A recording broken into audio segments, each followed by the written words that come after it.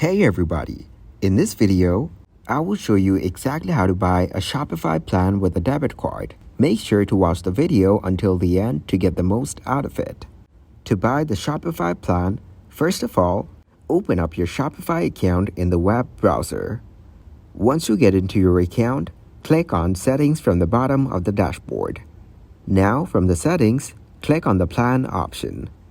Then, from the plan page, you will see your plan details here. After that, click to update payment method from here. To add the payment method, the first thing you need to do is select your payment method type.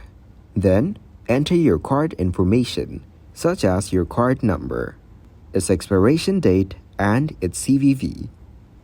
After that, you have to enter your billing address and select your country. Then, enter your first name and last name. Also, don't forget to add address, city, and postal code. Once you added all the information, click to add a credit card. After adding the credit card, go into your store details. And you can see the store currency, so the currency your products are sold in are used for payout currency as well. You can also update your plan after a few months. Click the link given in the description box to create your account. That is it for this video.